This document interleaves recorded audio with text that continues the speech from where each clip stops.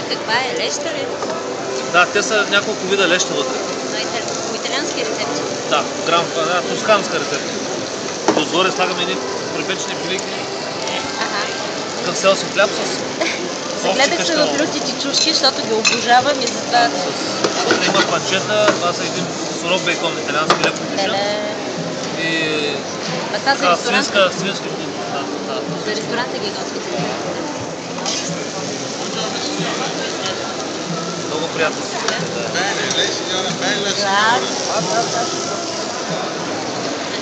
Venite qua, comprate qua. Roba buona, roba fresca.